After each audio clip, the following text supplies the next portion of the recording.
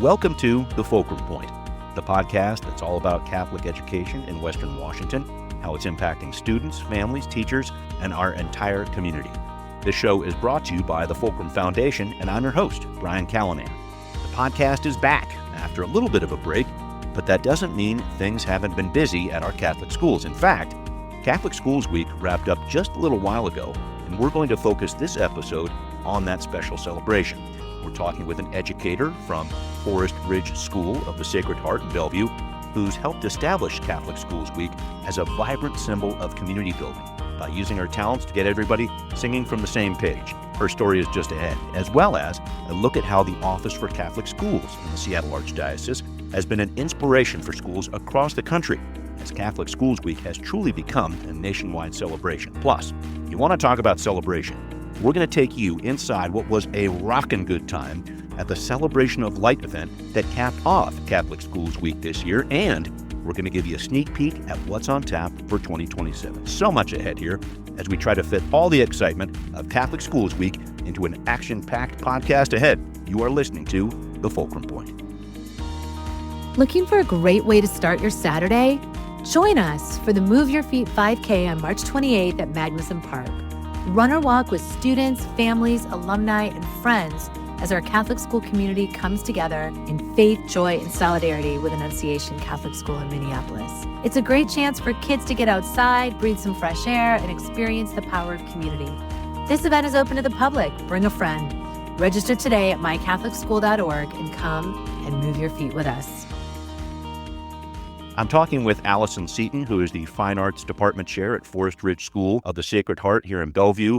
We're in the beautiful chapel here. And Allison, I am so glad to talk with you. Thank you for making time. Oh, I'm delighted to be here, and thank you for asking me. So we're in the chapel here, and Allison is also the choral director here, music director here, if I have that right. I am. And I've been warming up the voice. Mommy made me mash my M&Ms. Oh, that's a good one. Are we sounding good? You're sounding great. Okay, good to hear. I do want to talk about Catholic Schools Week, and just maybe some people in our audience might not know what it is.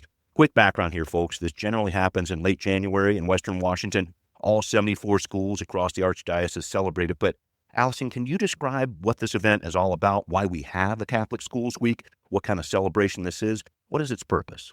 Oh, it's lovely, and it has a lovely purpose. The meaning of Catholic Schools Week is to really celebrate who we are as Catholic educators, how we love our students and love working with them, and really what it means to be a community together working for the purpose of Catholic education. And it's great. Schools send each other gift baskets, and we celebrate every day here at Forest Ridge with special activities. I know the Archdiocese does many things, but it's just a wonderful celebration of our education community as Catholic educators. It just seems like a really good time of togetherness, of people kind of reaching for a common goal, or how do you look at that? I would agree with that. And I think as Catholic educators, we have a unique ability to work for the formation of the hearts of our students and to celebrate who we are as a faith community. And we do that all year round, but to be purposeful in naming it for the week of Catholic Schools Week is really wonderful for the community. Yeah, it really helps it focus there. And it renews, I think, our commitment to who we are as educators and Catholic educators and who we are as a greater community. I love it. I want to talk about this wonderful event that caps off Catholic Schools Week every year, the Choir Festival. And Allison has been in charge of this for the past 20 plus years. She had high schools across the Archdiocese sending hundreds of singers to the celebration of music at Benaroya Hall in downtown Seattle. The result is beautiful. Here's a little bit of what it sounds like.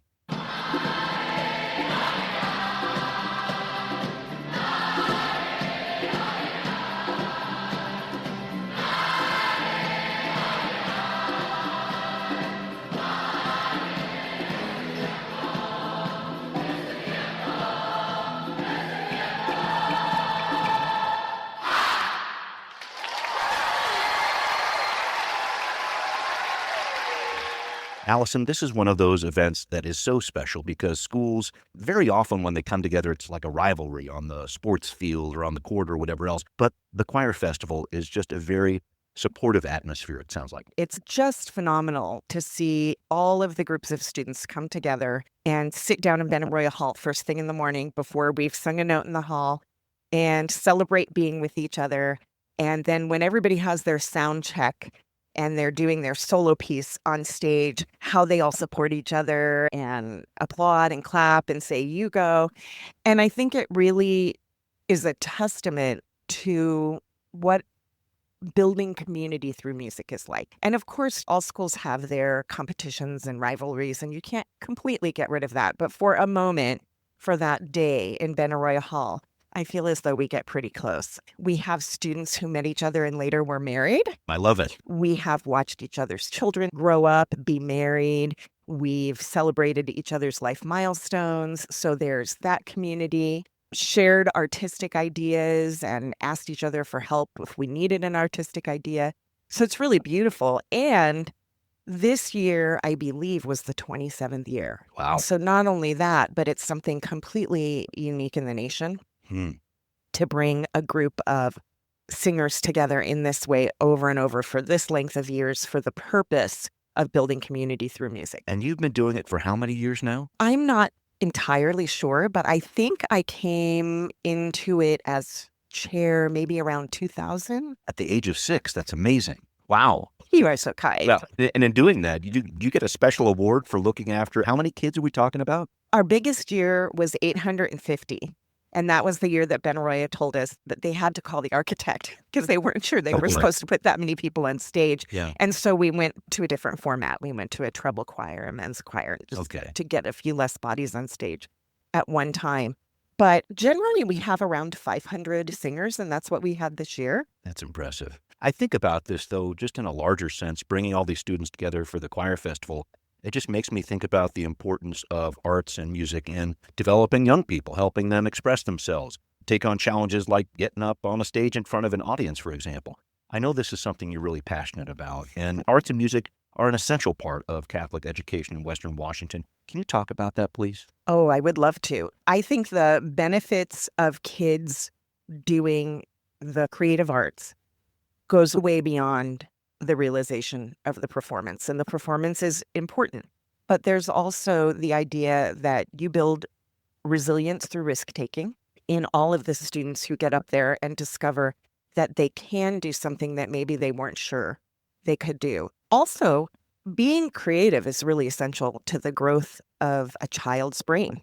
If you do all math and science with no creativity, your brain doesn't mature in the way it does as if you're holistic. And I think that's really something that Catholic education allows us to do that in some arenas, children don't get a chance to do, to be as much into the creative arts.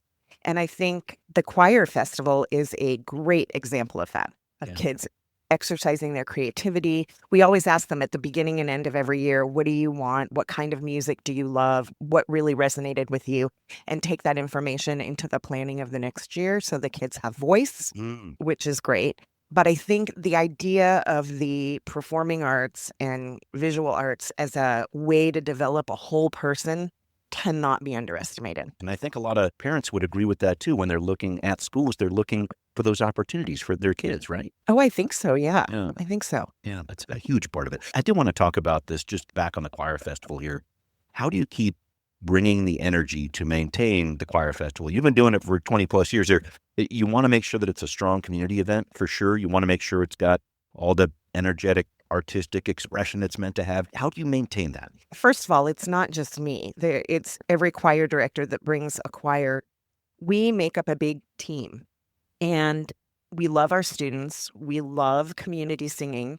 And so we bring the energy together, and we meet throughout the school year. We have 2 release days, actually, where we come together, usually here at Forest Ridge, and spend a day planning, choosing repertoire, choosing conductors. We're really fortunate that we every year are able to invite and have absolutely the top conductors in the world. So when you look at who's who in international choral music, they are happy to come to our festival because they love our kids so much. And also being at Benaroya Hall. I know there's big support amongst all the Catholic schools, but there's support from the community too, from Benaroya Hall over the Absolutely. decades here. I think you mentioned to me earlier there's one head usher that's been coming for 20 years. People really look forward to this. Yeah, and our stage manager too has been with us for many years. People love to sign up for the event.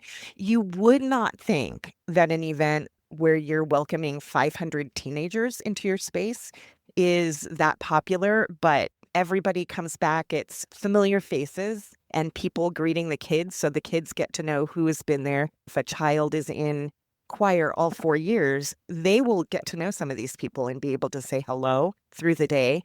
But I also think that it's worth giving a shout out to Benaroya Hall's great commitment to being not only the home of the Seattle Symphony, which is its World class. Amazing. Yes, Yeah. but also a place that welcomes community arts. And they really do welcome the kids and they really do welcome us.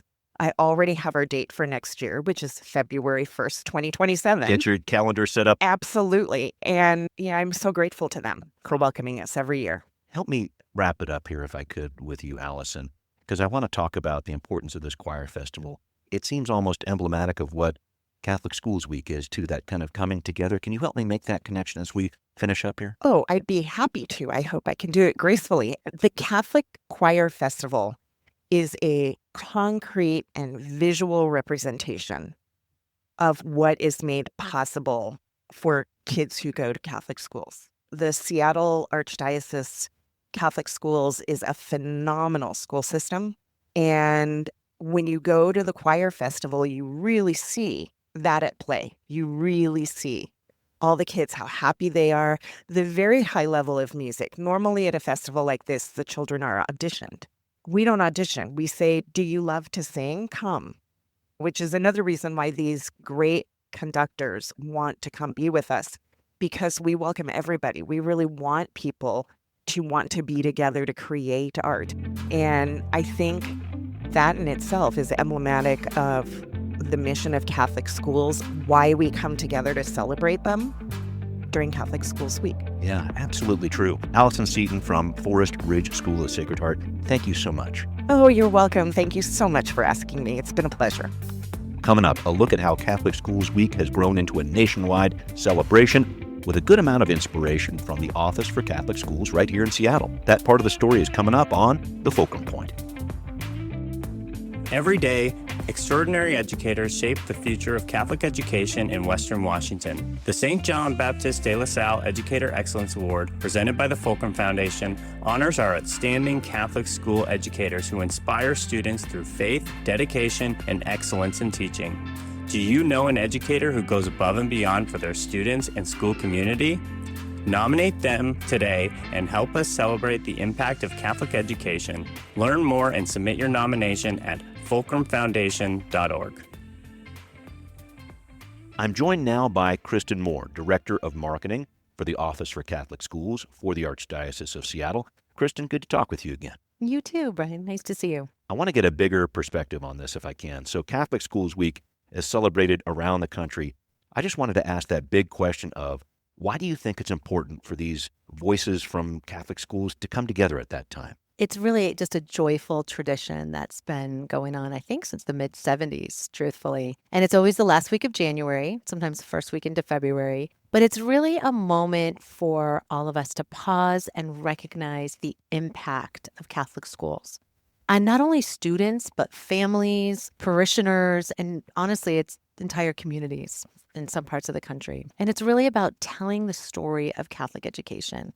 And I like to think of it as this. If you think of a candle, one singular candle burning and the light that it reflects, and then you add 10 more candles or 20 more candles, and you see that light so much more clearly. It sounds like my birthday cake, but keep going. Yeah. Mine too, honestly. Yeah. But that truly is a great analogy for Catholic Schools Week. Bringing all those lights together. All those voices, all those stories. It's a storytelling event and really sharing who we are, why we do what we do, and how it's impacting the future. And I wanted to talk about your role when it comes to Catholic Schools Week. You create a theme for the week here locally. You try to establish a unified message for all 74 schools across the Archdiocese. Tell us about the theme this year. Well, this year was a particularly special theme, and it was called Move Your Feet. And that was really coined after a beautiful statement made by Matt DeBoer, who's the principal of Annunciation Catholic School, who suffered a tragedy in the fall, losing some students in a school shooting. The interesting thing about Matt is he was one of us. He was That's a right. principal here in the Archdiocese of Seattle. And so as this story came to light and he was being interviewed on the national news, this is a quote he brought forward, which is an African proverb. Yeah. And it said, when you pray, move exactly, your feet. Yeah. when you pray, move your feet. So it's about, yes, we need prayer, but right along with that, we need action. And it was just a beautiful, it resonated with our communities, and we wanted to amplify that. And so that became our theme this year for Catholic Schools Week. And so I designed not only a poster that goes out to our schools, but digital assets and really everything that's put into these Catholic school kits that are mailed out in November really are built around that theme. I see. And so I'm trying to figure out how you do this on a year-by-year basis. You're looking for those bigger themes out there. You process this and then, I imagine, talk with other people at other schools and really figure out a good theme that can help bring everybody together? Yes. Sometimes it's just from my work being out and about in schools so much. Yeah. I start to see what schools are focused on, what challenges they might have, what inspiration they might need. And truly, I feel the Holy Spirit informs that theme. And we're just responsive to that, and we get that out, and we get a really good-looking poster out, and I create a whole pizza box, and literally it arrives in a big pizza box full of ideas where principals and school communities can honor every constituent that adds to the beauty of their community. And just a side note, folks, there's not an actual pizza in the box. There's No. actually a bunch of materials, though. That is correct. That is correct. Talk about that. What's in that box? What are people getting out of this? The schools crack this open. There's quite a bit for them to see there. Right. Oh, it's so fun. And I think the schools really enjoy getting this little present every November. And really, it's called an inspo box, an inspiration box. So everything that I create and design in there is to honor our parents, honor our teachers, honor our donors, our parishioners, honor our pastor. So it's full of ideas so that our schools at the local level, who often don't have large teams of staff that can work on this, have a little jump start in acknowledging and thanking these community members that make Catholic school education possible. Right. And that whole idea of what you're doing, this is something we're talking about year after year. This is always happening. So that need for innovation, that need to bring it into the next year and figure out what's new, what are new ways that we can approach this. I think that's a big part of what this week is all about, too. It is. It's a huge part of it. It's a huge part of my work on the day-to-day in the Office for Catholic Schools. It's challenging schools to think big, think beyond, to do things a little bit differently. You know, the world is changing so quickly, and we need to keep up to some degree. We need to know where our families are, know where our students are, know what they need at this point in time. Yeah. So this is just, again, a great little creative way to get people started to uniquely thank and honor those folks in their communities. And I wanted to talk about that because having this unified theme, of course, is very important.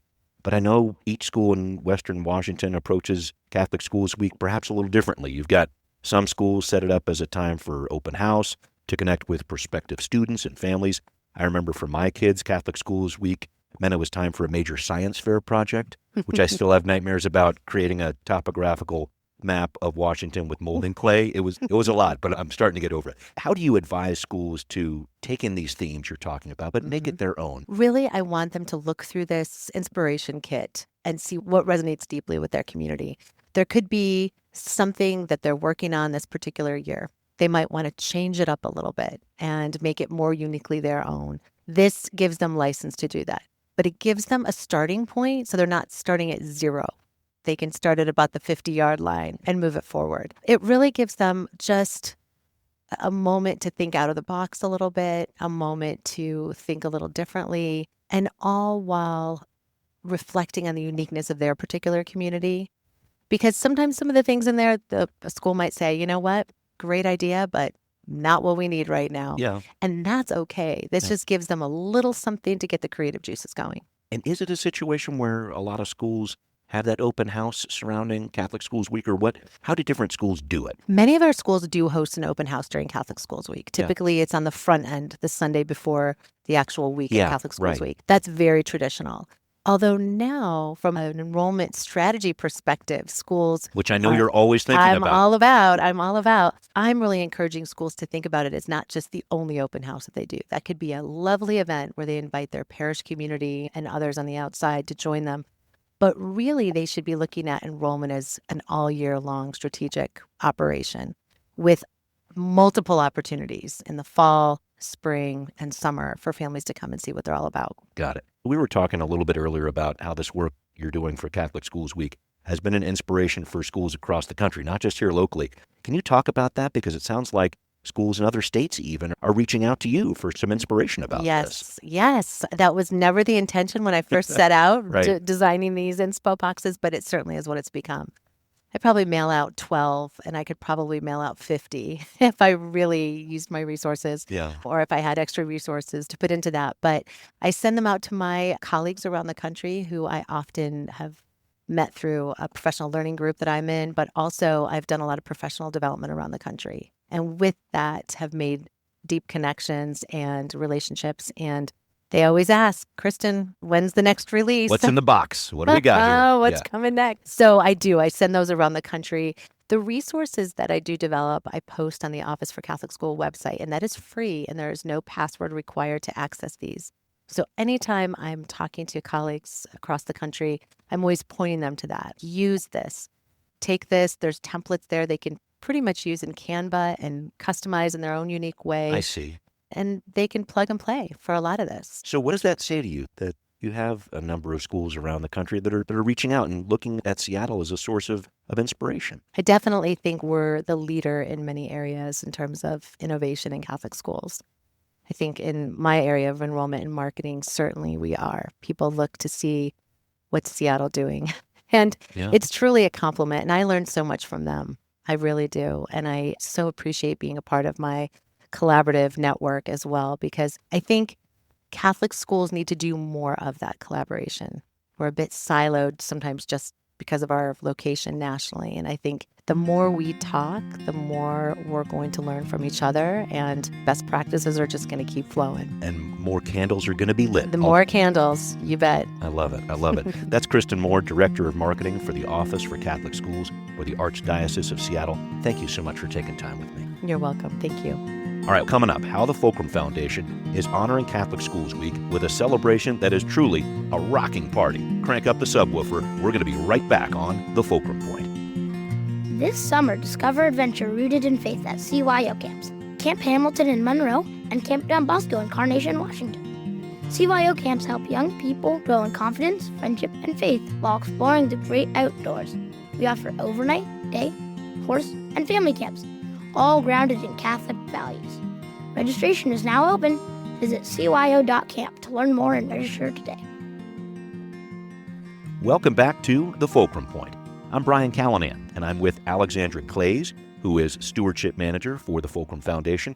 Thank you for being with me. Thanks for having me. I want to talk about the Celebration of Light for people who might not know about it. It is the major fundraiser for the Fulcrum Foundation, raised millions of dollars for Catholic schools this year, just in late January, not too long ago.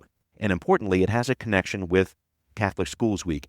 It almost feels like the culmination of that week, celebrating the community of all these 74 schools across the Archdiocese, wouldn't you say?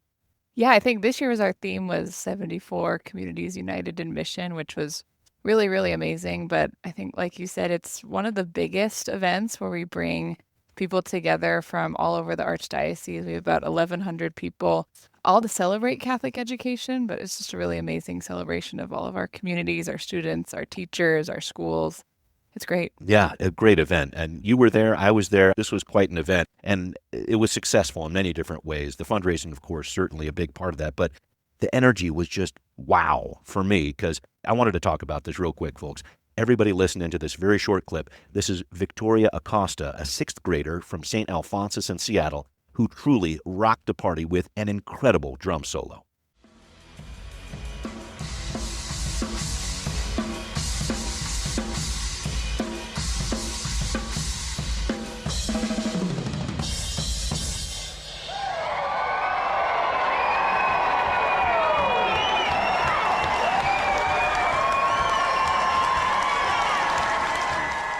I wish I could play the entire solo for everybody, but there might be some copyright concerns over that. But this video did go viral, folks. Find it on YouTube. Victoria Acosta, Celebration of Light, incredible.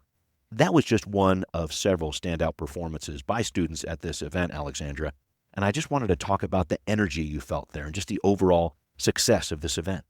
I think it's just amazing to celebrate so many of the talents that we have in our Catholic schools. Certainly Victoria was one. We also had a young woman named Olivia who was just an amazing cellist. That was incredible, yeah. It was so amazing. But those are just two students, Yeah. And our archdiocese is full of so many amazing Yeah, students. the Kennedy Jazz Band Yes, was there. It was yeah. awesome. Yeah. But that's just a drop in the bucket of the amount of talent that we have in our schools. And I think what's really cool about this event is we get to give our students the opportunity to perform on such a huge stage, share their talents. And I think all of our community members who go to the event also really appreciate getting a glimpse into just the amazingness that we have in our schools and the community that we're building around our students. And I thought there was just a very conscious focus on students, student speakers who would talk to the audience about how they're giving and how gifts to the Fulcrum Foundation have helped them personally in their lives.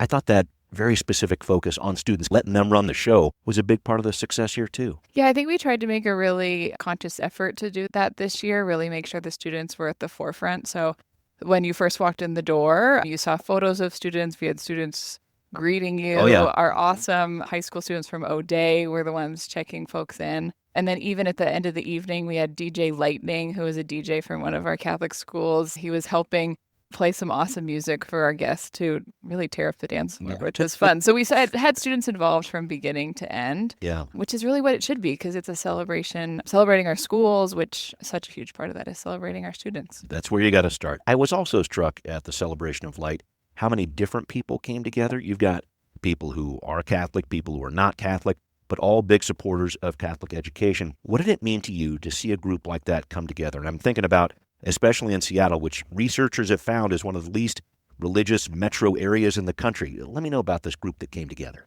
Yeah, I think it's just a lot of people are craving community. I think I said earlier that was our theme, but it was really evident that night that we were all one big community, and our Catholic schools do so much for our communities, whether you're Catholic or not. There's so many commonalities we can find around service, leadership, quality education, but also stepping through a door and feeling like you're part of something bigger, a part of a really loving and caring community.